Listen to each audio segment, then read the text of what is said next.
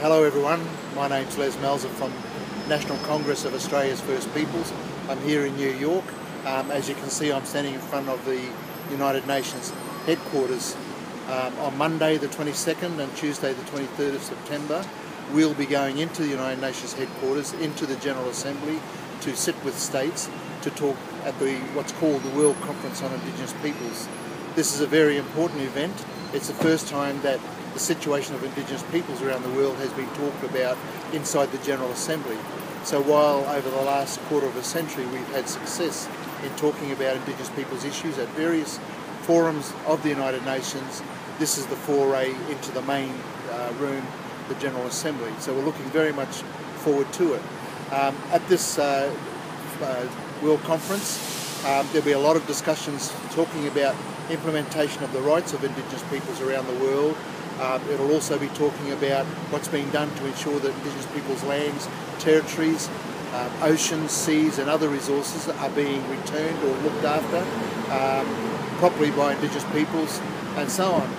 All of this will eventuate in what's called an outcome document, a final paper, which will be adopted by the General Assembly. It'll be a big resolution of the General Assembly of about 7 pages and 40 paragraphs, and it'll be an action document.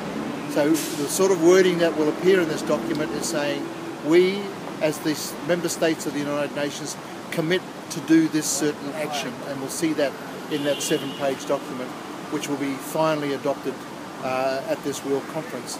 Of course, that's just the beginning of the process then, because Indigenous peoples around the world will go back to our home countries to talk to our governments to say, well, what are we going to do now to live up to that commitment that you made at the United Nations? So that outcome document is a very important one. I've been here in New York for nearly 2 months now, working with state governments, other Indigenous peoples delegations and so on, to draft that outcome document, and we've completed our drafting. We're satisfied all round that it's a strong document, that it's action oriented, and that it will serve the Indigenous peoples of the world. A good part of this document is that what the member states of the UN will do now over the future years, the immediate years ahead, will be accountable and reviewable by the United Nations.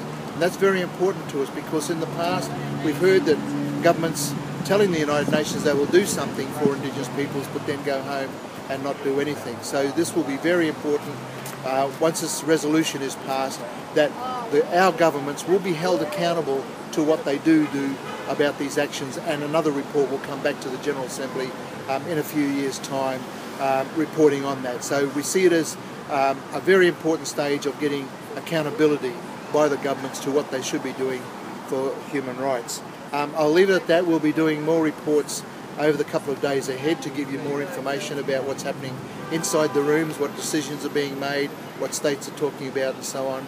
But we hope that you'll be able to follow us in these video magazines so that you are joining in this process, and you will also be prepared after this World Conference to see that things happen.